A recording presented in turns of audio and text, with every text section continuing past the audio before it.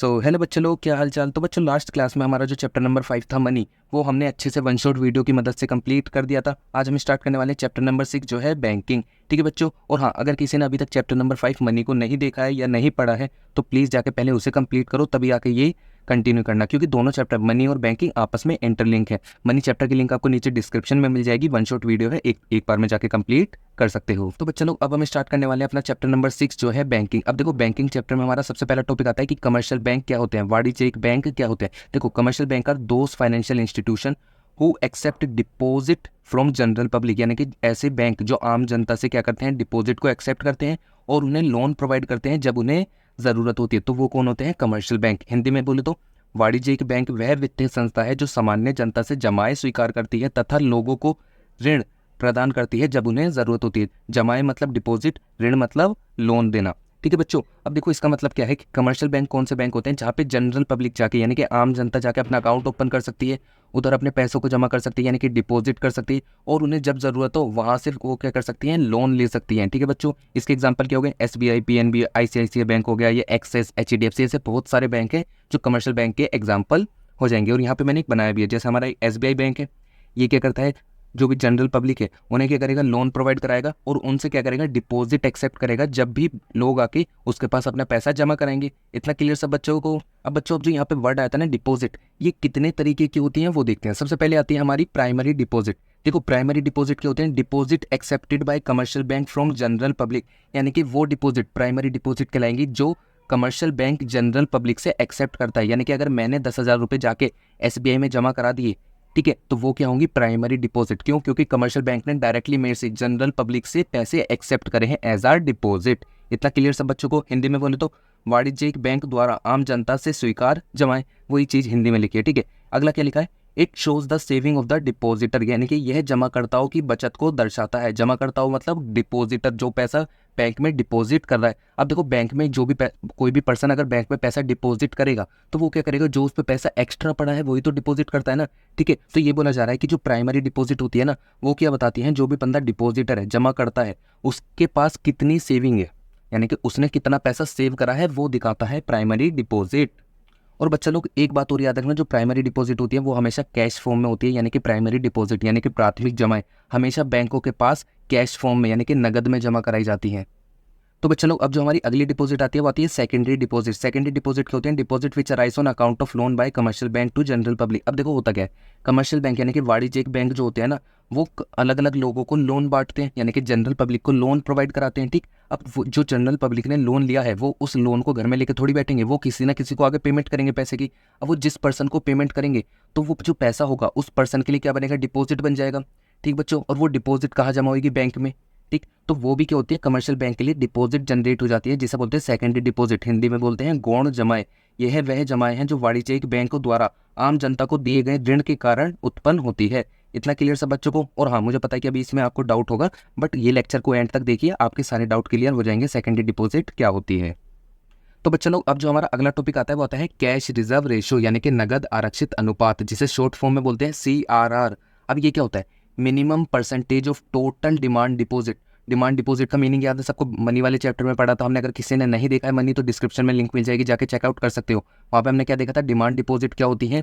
वो सारा पैसा जो जनरल पब्लिक ने अपना कमर्शियल बैंकों के पास जमा कराया है और वो अपनी डिमांड पर बैंक से वो पैसा विड्रॉल कर सकते हैं या ट्रांसफर कर सकते हैं। ठीक बच्चों, which they have to keep it with RBI, यानी कि कैश रिजर्व रेशियो क्या है? मिनिमम परसेंटेज है कमर्शियल बैंक की टोटल डिमांड डिपॉजिट का, जिसे उन्हें जमा करके रखना पड़ता है किसके पास? Central bank. सेंट्रल बैंक कौन होता है? हमारा केंद्रीय बैंक। और जो इंडिया में हमारा सेंट्रल बैंक कौन है? RBI। यानी कि RBI क्या करता है? मिनिमम परसेंटेज फिक्स करता है एक, और कमर्शियल बैंकों को अपनी टोटल डिपॉजिट का उतना परसेंट RBI के पास जमा कराना होता है। हिंदी में देखो तो यह वाणिज्यिक बैंकों की कुल मांग जमा का न्यूनतम प्रतिशत है, जिसे उन्हें केंद्रीय बैंक यानी कि भारत में RBI के पास जमा करना होता है। और यहाँ पे नीचे वही लिखा है, in India CRR is fixed by central bank, that is RBI। CRR को थोड़ा और अच्छे से समझने के लिए मैंने यहाँ एक एग्जांपल बनाया है। मान लेते हैं हमारे पास एक कमर्शियल बैंक है SBI, जिसके पास टोटल डिपॉजिट पड़ी है 100 करोड़ रुपए की, यानी कि 100 करोड़ रुपए लोगों ने SBI के पास जमा कराए हैं। RBI ने कितना फिक्स कर दिया? CRR 10%, यानी कि SBI को टोटल डिपॉजिट जो 100 करोड़ रुपए है उसका 10% RBI के पास जमा कराना पड़ेगा।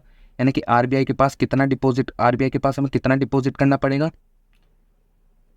100 करोड़ का 10%, यानी कि कितना आ गया 10 करोड़। और SBI के पास कितना बचेगा फिर 100 माइनस 10 यानी कि 90 करोड़। इसे वो आगे पब्लिक को फर्दर लोन प्रोवाइड कराने में यूज़ कर सकता है।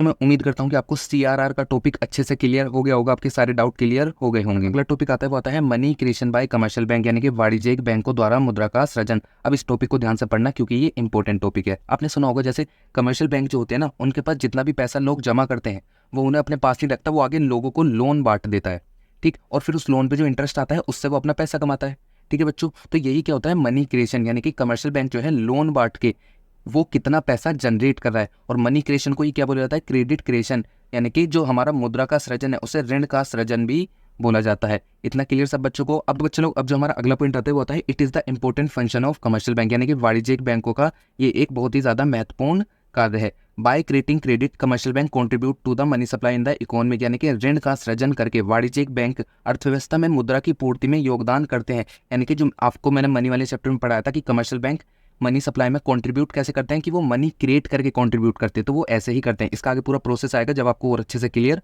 हो जाएगा। अब देखो थर्ड पॉइंट में क्या लिखा है, commercial bank create credit in the form of demand deposit, यानी कि कमर्शियल बैंक जो होते हैं ना वो अपना जो क्रेडिट होता है यानी कि जो ऋण होता है उसका सृजन करते कैसे, क्रिएट कैसे करते हैं, डिमांड डिपॉजिट की फॉर्म में, यानी कि मांग जमाओं की फॉर्म में करते हैं। Demand deposit of the commercial bank are many times more than their cash reserve, यानी कि डिमांड डिपॉजिट यानी कि जो कमर्शियल बैंक के पास एक्चुअल में डिपॉजिट होती है ना वो उनकी कैश रिजर्व से बहुत ही ज़्यादा होती है, यानी कि उनके पास कैश कम पड़ा होता है बट लोगों का पैसा बैंक में ज़्यादा जमा होता है। इतना क्लियर सब बच्चों को। तो बच्चों लोग ये जो डिमांड डिपॉजिट होती है ना यही कमर्शियल बैंक की टोटल डिपॉजिट भी होती है, यानी कि अगर कहीं डिमांड डिपॉजिट यानी कि मांग जमाई लिखा है तो समझ जाना वही कमर्शियल बैंक की टोटल डिपॉजिट यानी कि कुल जमा होती है। इतना क्लियर सब बच्चों को। अब देखो अगला पॉइंट क्या आता है, इफ़ कैश रिजर्व आर 1000, यानी कि बैंकों के पास कैश रिजर्व यानी कि नगद शेष कितना पड़ा है 1000 रुपये, उनके पास कैश में 1000 रुपये पड़े। And if demand deposit are 10,000 और उनकी डिमांड डिपॉजिट कितनी है 10,000, यानी कि कुल मांग जमाएं कितनी है 10,000।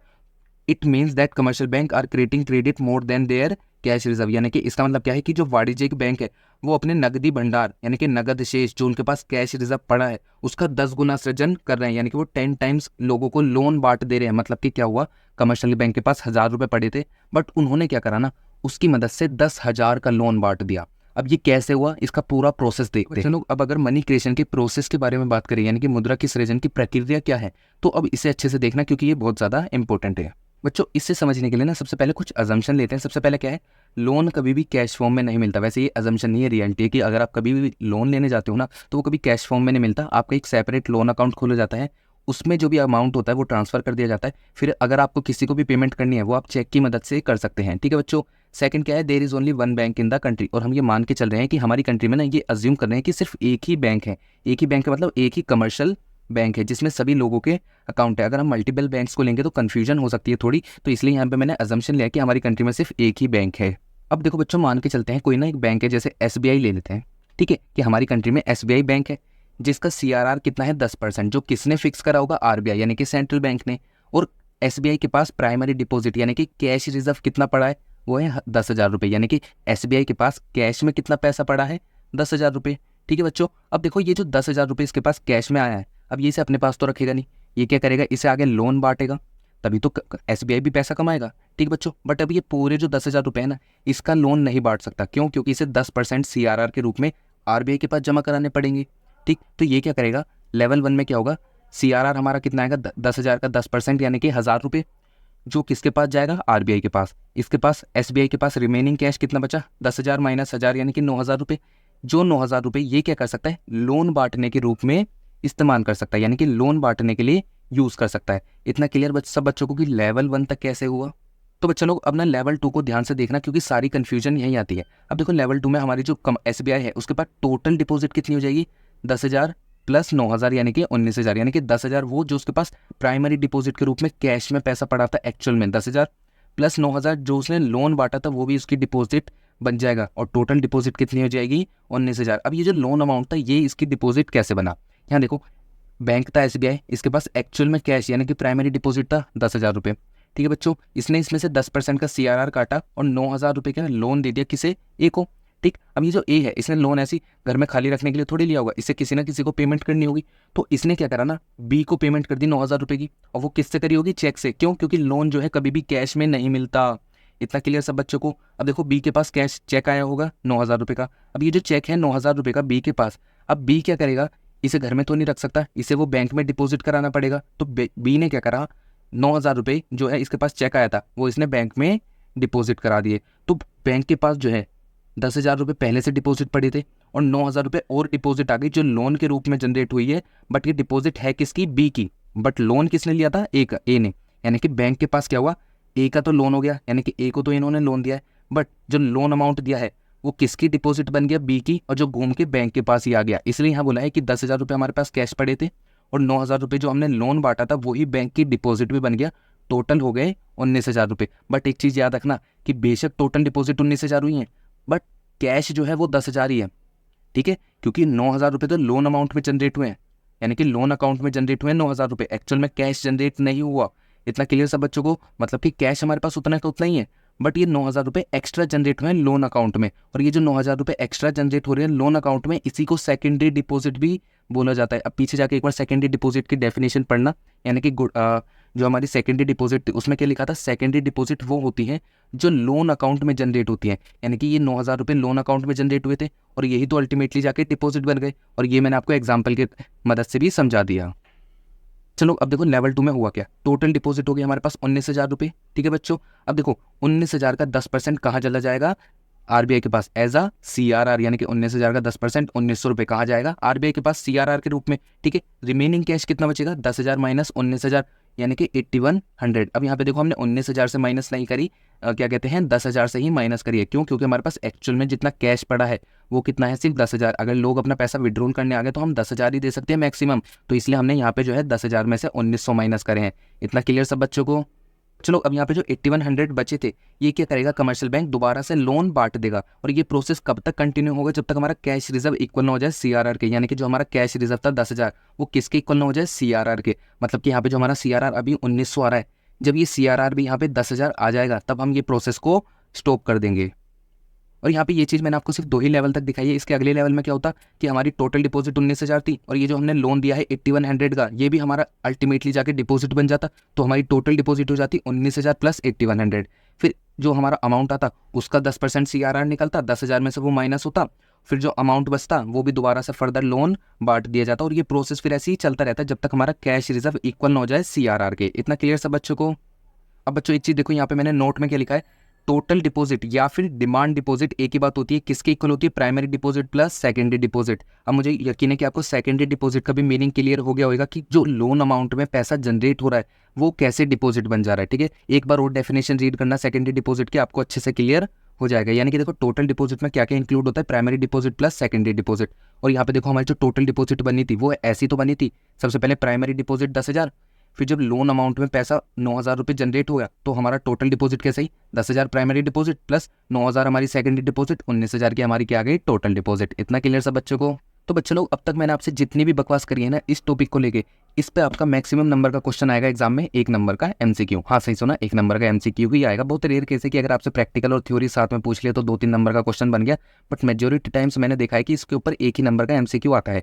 अब 1 नंबर के एमसीक्यू के लिए इतनी मेहनत थोड़ी करेंगे, तो इसके लिए आपके पास आता है ये छोटू सा फॉर्मूला जो आपको इतनी सारी मेहनत करने से बचा लेता है। अब ये फॉर्मूला क्या कहता है, अगर हमें टोटल डिपॉजिट निकालनी हो तो हम कैसे निकाल सकते हैं, 1/में CRR इंटू प्राइमरी डिपॉजिट। अब देखो इसका मतलब क्या है कि हम क्या करेंगे, जो भी हमारा CRR है उसे 1 से डिवाइड करेंगे और मल्टीप्लाई कर देंगे प्राइमरी डिपॉजिट और कैश रिजर्व से। हिंदी में बोले तो मांग जमा या कुल जमा किसके इक्वल होती है, 1/में CRR इंटू प्राइमरी यानी कि प्राथमिक जमा और नगद शेष के बराबर होती हैं। अब हमारे एग्जाम्पल में क्या था, CRR 10%, प्राइमरी डिपॉजिट 10,000, हमने क्या करा 1/10% इंटू 10,000 करा, तो हमारा सोल्व करके देखा हमने टोटल डिपॉजिट यानी कि कुल जमा कितनी आ गई 1 लाख रुपए। ये जो 1 लाख की डिपॉजिट आई है ये क्या है, टोटल डिपॉजिट है बैंक की, जिसे हमें देख के क्या पता लगता है कि 1 लाख के डिपॉजिट में 10,000 का तो एक्चुअल कैश पड़ा था बैंक के पास, और बाकी के जो 90,000 होंगे वो बैंक ने कैसे जनरेट करे हैं, लोन बांट के जनरेट करे हैं। इतना क्लियर सब बच्चों को। और बच्चों अब ये वाली लाइन जो लिखी थी ना मैंने, इसे दोबारा पढ़ो, this process will continue until cash reserve become equal to CRR, यानी कि ये प्रोसेस कब तक चलेगा, जब तक हमारा कैश रिजर्व इक्वल ना हो जाए CRR के। अब एक चीज देखो, 1 लाख हमारी टोटल डिपॉजिट, इस टोटल डिपॉजिट का 10% CRR निकालूंगा, कितना आएगा 10,000, और वो 10,000 CRR किसके इक्वल हो गया, कैश रिजर्व। यानी कि कमर्शियल बैंक जो है 1 लाख से ज़्यादा की डिपॉजिट अपने पास जनरेट नहीं कर सकता। आई होप कि आपको ये पूरा प्रोसेस अच्छे से क्लियर हुआ होगा। मैं उम्मीद करता हूँ अब आपको इसमें कोई भी डाउट नहीं होगा। अगर किसी को हो तो प्लीज़ एक बार रिवाइंड करके देख लेना, आपको अच्छे से क्लियर हो जाएगा। तो अब जो हमारा लास्ट टॉपिक आता है आज की वीडियो का, वो है क्रेडिट मल्टीप्लायर या मनी मल्टीप्लायर्स, जिसे हिंदी में बोलते हैं साख गुणक।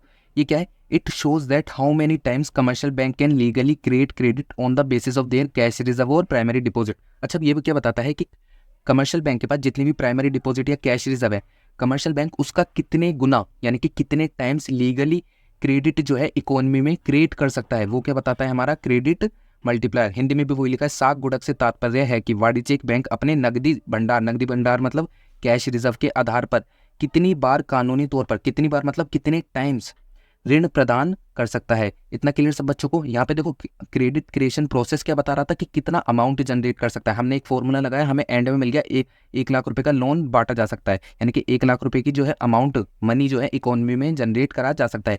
क्रेडिट मल्टीप्लायर क्या बता रहा है कि कितने टाइम्स जनरेट करा जा सकता है। यहाँ पे ये अमाउंट नहीं बताता, ये बताता है कि कितने गुना जो है पैसा जनरेट करा जा सकता है। इतना क्लियर सब बच्चों को? अब देखो, there is a inverse relationship between credit multiplier and CRR, यानी कि नगद आरक्षित अनुपात CRR और साख गुणक में ऋणात्मक संबंध होता है। यानी कि क्रेडिट मल्टीप्लायर और जो CRR होता है ना, इसमें नेगेटिव रिलेशन या फिर इनवर्स रिलेशन होता है। मतलब कि अगर CRR बढ़ेगा तो क्रेडिट मल्टीप्लायर घटेगा, CRR कम होगा तो क्रेडिट मल्टीप्लायर बढ़ेगा। अब यहाँ पे मैंने देखो लिखा क्या है, क्रेडिट मल्टीप्लायर निकलता कैसे है, 1/CRR। जैसे भी आपने मनी क्रिएशन वाला प्रोसेस का फॉर्मूला देखा था, वो क्या था, 1/CRR इंटू प्राइमरी डिपॉजिट। अब अगर ये मतलब कि यहाँ पे अगर मैं प्राइमरी डिपॉजिट से मल्टीप्लाई कर दूं तो ये किसका फॉर्मूला बन जाएगा, मनी क्रिएशन प्रोसेस का। बट अगर मैं प्राइमरी डिपॉजिट से ना मल्टीप्लाई करूँ, सिर्फ मैं 1/CRR रखूँ, तो ये क्या हो जाएगा, क्रेडिट मल्टीप्लाई यानी कि साख गुणक का फॉर्मूला बन जाएगा। अब देखो ये होता कैसे है। एग्जाम्पल 1 में माना मैंने CRR है 10%, यानी कि क्रेडिट मल्टीप्लाई कितना होगा, 1/CRR, यानी कि कितना आ गया हमारा आंसर निकल के 10 टाइम्स, यानी कि 1/10% कितना है, 10 टाइम्स। ये क्या बता रहा है कि कमर्शियल बैंक के पास जितना भी पैसा पड़ा है ना, वो उसका 10 गुना जो है लोन जनरेट कर सकता है। अगर कब, जब CRR कितना है, 10%। इतना क्लियर सब बच्चों को? एग्जाम्पल 2 में देखो क्या लिखा है, अगर CRR 5% है तो कमर्शियल बैंक जो है ना कितना लोन जनरेट कर सकता है, 1/CRR मतलब कि 1/5%। हम सोल्व करेंगे, कितना आएगा, 20 टाइम्स। यानी कि क्या बोल रहे हैं, अगर 10% था CRR तो कमर्शियल बैंक 10 गुना लोन जनरेट कर सकता था, यानी कि 10 गुना मनी क्रिएट कर सकता था इकोनॉमी में। वहीं अगर CRR कितना था, 5%, तो कमर्शियल बैंक ना 20 गुना लोन जनरेट कर सकता था इकोनॉमी में। और अब यहाँ पे देखो हमने क्या लिखा था, there is a inverse relation, यानी कि CRR और क्रेडिट मल्टीप्लायर में क्या था, इनवर्स रिलेशन। और वो यहाँ से भी प्रूफ होता है, जब हमारा CRR 10% तो क्रेडिट मल्टीप्लायर 10 गुना। हमने CRR घटा के 5 गुना करा, 5% करा, तो हमारा क्रेडिट मल्टीप्लायर बढ़ के क्या हो गया, 20%, यानी कि CRR घटा, क्रेडिट मल्टीप्लायर बढ़ा। तो यहाँ से ये इनवर्स रिलेशन वाली बात भी प्रूफ हो जाती है। आई होप कि आपको ये टॉपिक भी अच्छे से क्लियर हो गया होगा। उम्मीद करता हूँ कि मैंने आपको आज जितने टॉपिक पढ़ाए वो आपको अच्छे से क्लियर हो गए होंगे। और हाँ, बीच में मुझे पता है कि कुछ टॉपिक कॉम्प्लिकेटेड हो गए थे, बट आप उन्हें एक दो बार और देखोगे तो आपको उसमें कोई भी डाउट नहीं होएगा। और बच्चों लोग, अब मैं मिलूंगा सीधा अगले पार्ट में, जिसमें हम सेंट्रल बैंक क्या होता है क्या नहीं होता है उसके बारे में बात करने वाले हैं। और हाँ, ये जो मैंने नोट्स यूज़ करे हैं ना, ये आपको नीचे डिस्क्रिप्शन में मिल जाएंगे।